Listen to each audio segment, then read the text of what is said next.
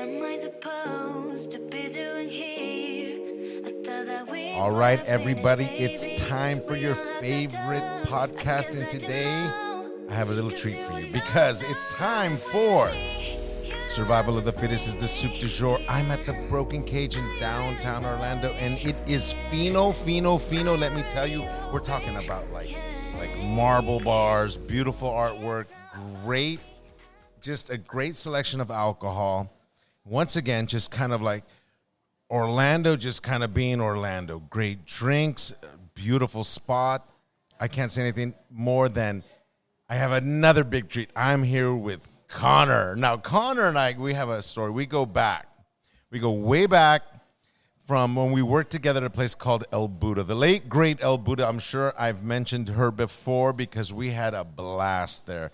Yes, a blast. And those who know that it is indeed a haunted restaurant, and maybe we'll get into a little of that haunted lore. But we're here at the Broken Cage. Say hello, Conor. How you doing? Hey, everybody. I'm doing great. I'm just here hanging out with my buddy, Chef Treviño. And, man, El Buddha, that was something. Times were fast. Definitely haunted, maybe even a little demonic there. Oh. And, man, but what a great restaurant. Beautiful. But we've known each other for a while now. And also, I'd have to say that from that restaurant, so many good things have come out of it. You know, I'd say like good people doing good things, you know. I mean, Conor's here at Broken Cage. He seems to be doing well with this company. He kind of like does the bars, and you did a place in Windermere. Yes. So our company we own Rustique, Feather and Quill, and the Broken Cage. Those are just some of our really good restaurant concepts. And so I went over and I helped open up the bar Feather and Quill in Windermere about a year back. And I accepted a management role over here at the Broken Cage. So now I'm devoting all my time and energy to this location. And man, it is just a gorgeous bar, and I am so proud to be a part of it. And you know what? You are like 100% bar guy. Oh, for sure. Yeah. And dude, I mean, I remember it, and I remember like some of these like the liquor purveyors or the liquor like gurus, if you will, of Orlando would come into the restaurant, and we'd be talking, and they instantly would fall like head over heels in love with your alcohol knowledge and your understanding of what it is to give not only people like the right feeling, not just chit chat at the bar, but like give them that feeling like you're gonna just fix them drink after drink after drink and make it every drink much more exciting. 1,000 drinks better than the first drink you had. Imagine that, everybody. Well, I mean, that's a big thing is that, you know, making drinks, cocktails, mixology is a huge hobby of mine. And when I really enjoy something, you know, I put my all into it. I'm not the kind of person who's going to do things half-cocked. And I like to include people in that, too. I want to make them be excited about it just like I am. And so we'll sit there, I'll talk to them, make drinks, maybe I'll teach them a thing or two. Well then, a thing or two is always called for. You know, speaking of a thing or two, what should we drink? What do you recommend we drink first? You know, I'm warming up with a beer right now, but I'm thinking a good cocktail would be nice. You know, yes. It is industry night here at the Broken Cage on Tuesdays, and so us restaurant professionals, we have a nice little list of classic cocktails on the cheap for just a thanks for everyone doing a good job. So I think I'll pick up one of those, maybe a sidecar. Have you ever heard of that? Oh, man, the sidecar. Yeah, definitely the sidecar. And I do like cheap. You know, I'm not going to deny it. We're talking $7 for classic cocktails that are amazing that you can't get at this quality anywhere else in Orlando. I mean, and that's what I'm talking about, Orlando. Orlando just knows how to take care of their guest, you know. You can say, like, okay, I live downtown, you know, I walk everywhere, and I bar hop. And then you find a great deal like that. And because if you look at this bar, this is really a spectacular bar. This is really kind of world class. And if you can come in here, get a $7 world class drink I'd have to say this is precisely why I love this town. Now, I live in Lake Nona, as you all know, because we do the podcast out of Lake Nona often with my dogs and the works, and we have a good old time. But something about downtown that's very special to me, not just because I spent a lot of time here suffering in my kitchen and really enjoying, I'm going to just be honest, really enjoying the downtown scene and the restaurant scene and the different restaurateurs and chefs and bartenders. And it's a small town, and you hear the friends all in the background here. Everyone shows up, and everyone's having a good time. But that's exactly what this is all about. And I think that downtown, with bars like this, is really about lifestyle. And a bar like this says that. It is 5 stars, 100% great lifestyle. And then Conor. Now, I'm going to be honest with you. Conor is just the real deal. You look at this guy and you say, like, I need a drink. You know what I mean? So what do you think? What should I have? You're going to have a sidecar, or I'm going to have the sidecar? Oh, whichever you want. Okay. All right. How about you like Negronis? You like that bitter? I'm not into Negronis. I'm not into Negronis. And I've had them in Rome, because you go to a certain hotel in Rome, spectacular, near the Spanish Steps. I can't remember the name. And they literally just pour you a Negroni. They don't even ask. They just go, oh, welcome. And they pour you a Negroni. It's like, okay. See, that's my kind of place. No, totally, dude. And they bring you olives and bread and just like, and you get the Negroni and with the big block of ice, and you're just like, this place is pure class. Well, I mean, I'll tell you what, the Italians, they know how to drink. They've been doing it for a long time, and they do it better than anybody else. They do it very well. I mean, I also like how the Mexicans drink, because I'm a tequila guy, Oh, I know that. I'm sorry, I don't have any Herradura in the house. That's okay. Hey, listen, we don't judge. This bar is spectacular enough. I'm willing to go with the house favorites. All right. Have you ever had hiatus tequila before? Oh, I'm willing. It's all their agave is sourced from 3 families of producers, so they have a lot of control over the quality of their product. And man, is it good! Then I'm down. I'm ready for that. So you're having a sidecar, and I'm having a shot, or am I having a drink, a cocktail? I think you should get it in a good old-fashioned margarita. I'll take a margarita for sure. It's a little bit it's a little too frilly for me, but I'll take it. No, our margaritas are not frilly. All right, then I'll take the non-frilly margarita indeed. In other spectacular restaurant news here in Orlando, it seems like, I don't like to talk about the Rona, but it seems to be like gone, because all the restaurants are packed. All right, where I'm at, and as you all know, it's still a big secret, but we're doing about 400 covers a day, and it's unbelievable. And it's tough on chefs, but I think it's a welcome to tough after the hard times the last year and a half we've lived. I think we're all very happy to see it. Now, do you see downtown coming back in a big way? I mean, I think I do. This area of Thornton Park, downtown, is definitely busy. Not quite as busy as the downtown area, which if you go there on any given night, oh man. It's a little bit wild, I mean, it's not my cup of tea, honestly. And it's cool. I'm glad to see it, because it's good to see people out. It's good to see restaurants and bars who have been having an absolute rough time making it back, making some money, getting their staff, tips and paid and what have you. But it's not my cup of tea, but it is wild over there. And it's just a few blocks down. But, I mean, Thornton Park and this part of downtown, heading up towards on Mills, all those great mixology bars as well up that way. They seem to all just be killing it. And I think that's a good thing. That's a good sign. It's a good sign for America. And anyone who knows me knows I'm a believer in the great nation. And hey, we're back, America. So get on out there and go visit your favorite restaurant. Make sure your favorite chef is cooking for you, and make sure your favorite mixologist is taking good care of you. And remember, this is it. This is life. You got to live it. I tell you what, it's all about the moment. You've got to live it. And we are indeed living it in a place like this bar right now. And seeing Conor again, because we go way back, and I haven't seen him in a while. I don't know. It's been too long. But really, how long has it been? A year?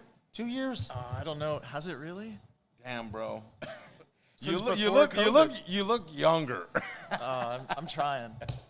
It's that age management, you know. The Chef Treviño here still works on the age management angle, and I believe I still look younger. I'm not going to expect you to say it, but dude, I'm way into it, and honestly, I just feel like we've been reborn since COVID. The Rona, I mean, because you say that they knock you off all the platforms. They don't want to hear it. The Rona. I'm just saying. I think there's a reason why they called alcohol in the first place aqua vitae, the water of life. The water of life. That's why I look so young. Aha. Well, then I don't know what I'm doing wrong because the water of life and me we're always together. Shit. How we doing, Rick? The producer's in the house as well. He's just, I don't know, he's drinking water. What's going on with that? Rick. Come on, Rick. You know we make good mojitos here. Sure, give me a mojito. There you go. Easy enough with Don Q, of course, right? He hit it, Don Q, mojito. Sounds good to me. And listen, there's no promotion here. We're not getting any dough from anybody. What we're doing is loving life, you know. We're here at the Broken Cage. No, we're just here because, honestly, Conor's my friend. This is a spectacular bar, and I'm so happy to see him again and to be getting some drinks from our bartender, who is Madison. Right, that is a classy name. I love it. Hey, Madison, can we get a Negroni, a margarita, and a mojito, please? Wow. Thank you. That almost sounds classy. That sounds like a law firm. You know, mojito, Negroni, and margarita. M&N. Yes, exactly. Don't call us because we will not get you out of any issues other than we'll get you really drunk. And that's a good thing. So, I don't know. You know, I think that I got overly excited. You know, as soon as I start drinking and I see old friends, I start getting really excited. You know, you guys know that about me because Orlando Brewing always brings us a keg, like a pony keg to the house. I love them. I They're love awesome. them too. All organic. It's the best. The best. They bring us a pony keg when we're doing at home. Really? And I get super excited and start pumping that keg and drinking it. And, like, I start talking to my dogs here on the podcast. And everyone who listens to Survival of the Fittest is the Soup to Shore. And that name did come up during the Rona. And now, you know, I get so excited. So, I mean, here we are. I mean, I'm hot from my beer. I don't know why. Oh, no, you know what it was? We actually had, like, about 4 mezcals before we got here. Rick brought a bottle of mezcal. We were taping a show today for Mega TV. I do a cooking show. We have a show called Canna Life where it's a marijuana cooking show. And and we were doing some stuff today, and Rick, of course, he knew I was having a kind of a rough day because I never not have a rough day when I got to do the TV show because I always got to collect all kinds of shit to go do it. Yeah, it's stressful. It's stressful. And he always brings or tequila or mezcal, and today he brought mezcal, and I'm telling you, I'm hot. Not to mention that it's a hot, hot summer. We're at about 93. I'd say right now we're about a good 90. I'd say so. And, you know, something about agave just really gets the blood pumping. It'll, Lord. I love that. I love when the blood pumps. You know, so, I mean, this is precisely what I'm talking about. Everybody, you know, this is why this podcast is so much fun. Now, sometimes we're serious. Sometimes we talk shit. Other times, well, all the time we drink. And now we're doing it at a super bar with super friends. And Madison is mixing it up. I just can't wait. I can't wait. Madison, what do you think? Oh, Madison, it's, you know what? Well, you know, there's some bartenders that that do drink with us. I don't recommend it because it really, I'll tell you, I'd have to say I've lost restaurants to my wildness. I remember the wild times. I wouldn't say that's what lost the restaurant, but It probably was a good 60 or 70 or maybe even a good 80% of why that restaurant doesn't exist anymore. And not to mention the unscrupulous, like, landlords. But I better not go into that because that's legal shit. yeah, no, let's not do that. I mean, how expensive is a bottle of Herradura? I don't remember. $60? 60? $60? Yeah. I mean, the house, couldn't make any profit. That flowed like water around El Buddha. Flows like water, and not to mention the kegs. We'd go through so many kegs. I don't know, and I had a bunch of skinny cooks, and they drank. I don't even know where they put all that fucking beer. Oops. That was deep. I don't know where they put all that beer, but I tell you what, we went through so many kegs that we would get them delivered at the beginning of the week, and by end of the week, we wouldn't have any beer. And we wouldn't even have that many guests. I remember, we would get that big boy keg of the Kirin Light. You remember those? The Kirin Light? That. I used to love the tap, the tap it had. We'd go through 2 of those every week. 2 of those every week. We'd go through 2 of those. And you know what was the other one? The Big Wave. They used to love that Big Wave. I could crush some Big Wave. Halsey always used to drink Big Wave. My boy Halsey. I talked to him the other day. I got to call him again. I've just been so damn busy. And with Halsey. He's blowing up, man. Yeah. His shit is everywhere. Yeah, no, and I'm happy. He's a great artist. One thing I think I've been very fortunate to do is recognize talent. That's one kid that's got a lot of talent. I think Conor has a lot of talent. I think guys like Jonathan and other people I've had in my life over the years that I recognized their talent and just kind of said, like, you know what? This is gold, and I'm going to make sure that I can keep this gold somehow in my life. So those are some examples of what really makes it worth it for me. Because you can say, like, oh, it's the money. It's never the money. Forget the money. It's always the project. Is it worth it? Is it going to do something exciting for your career? Is it going to help you help other people do exciting things for their career? And those are the things that really make it worth it. So forget the money. And when it's right, the money's always there. So, and good things are happening. I'm right there with you. I mean, I've been working here at the Broken Cage for, 3 years now. Wow. How crazy is that? Oh, hear these drinks. Mojito, is Rick the producer, Havoc Media, in the house? But what I'm saying is I'm very proud of this spot of the Broken Cage. It's close to my heart for me, and putting in this work and making shit happen and making it the best bar that it could be. I mean, like you said, it's not about the money. This is something that I really enjoy. So. Everyone knows when I'm pausing and there's no sound, it's not that the podcast is over, it's that I'm sipping. And I'm going to tell you something, I'm not a margarita guy, and this is delicious. Wow. I'm telling you, it's about the hiatus, it's about the technique, lots of things. Let's get a click. Negroni. You heard that, everybody? That was real deal mixology in full effect. Madison, this is delicious. Lord, that is good. Another good thing about downtown, restaurants they're open a lot later than in the suburbs where I live.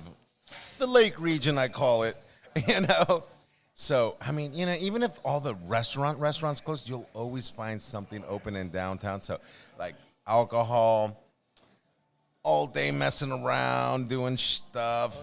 Oh, yeah. You like tiki cocktails? I like the whole tiki thing. Maybe after this we could go over to Aku Aku around the corner. Great little tiki bar. Oh, yeah, no, def. Well, that's a done deal. See, we don't even have to do the podcast. You're just going to have to imagine what's going to happen. That's what we will be drinking. What goes on behind the scenes when the cameras aren't rolling. Oh, Lord. And anyone who knows me knows it's a wild time. That's why this podcast has been so exciting for me, because I've been sort of allowed to share the wildness with people, and people say, like, well, hey, dude, it ain't so wild. But as they continue to listen, in the early podcast, I used to cuss a lot. I toned it down? I've had to. They actually asked us to. Oh, my gosh. That's so cool, though. You're excited when, like, the big dogs are saying, like, hey, man, you got to kind of tone down the bad words. And I'm like, whoa, are you going to, like, send me a bar of soap so someone's going to wash my mouth out with it? Because I know what soap tastes like. Let me assure you of that. Yeah, I think you did this to me, Chef. I I don't know if I was wild before I started working at El Buddha. I don't know, man. Everybody has it in them, you know. It just takes a trigger. It takes somebody to just assure you of it, and then you just go full on wild.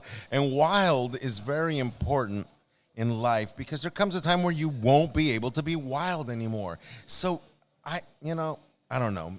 It looks if you're too young to be listening to the podcast, just don't listen to what I'm about to say. But if you're old enough to get wild, then get wild because you only live once. And you gotta make sure you just enjoy every second. Even when you're like deep at work and you don't want to be at work and it's absolutely the most precious moments of life is when you just can witness it, just be part of it. And those are the things that drive me. You know, that's why I love the kitchen. The kitchen has been so good to me, you know. And it's tough. Man, it's still kicking my ass. All right. All right, old man. All right. Hey, he didn't mean old. He meant old, like old man, not old man. Sure. Rick, what do you say? How are we looking? Conor, tell us a little more about the place. Tell us how to get here. Tell us anything you want to share with us, and then I'm going to close this out. All right. So right now we're at the Broken Cage. It's in Thornton Park, the northeast quadrant of downtown Orlando. We're on Pine and Eola Drive. And it's a great neighborhood, lots of nice people. The drinks, I'm telling you, you got to come in and try some of these. They are awesome. You can follow us on @TheBrokenCage on Instagram. And we're doing a lot of things over there. And we're just trying to grow this into the bar that we know that it deserves to be because it's beautiful. The people here, we work hard, and we're passionate about what we do. And I think we make some of the best goddamn drinks in Orlando. I love to hear that. And you know what? I agree because I know you, and I know you are all heart. And I know you've been really working the drink angle, and I know that you push it. And I love that. This is a great bar, everybody. I tell you, you must visit if you're in Orlando, even just visiting, because let me just say hello from New York to L.A., from Minnesota to Mexico, from our friends in Puerto Rico. This is Survival of the Fittest is the soup du jour. I'm Chef Roberto Treviño. I'm at the Broken Cage with Conor. We've had a blast. I'm going to have about 6 more drinks, and then we're going to go to the Tiki Bar, and I'm going to have another 6 more drinks. So we'll see you soon, everybody. Los quiero de corazón. We'll see you soon. Cuídense.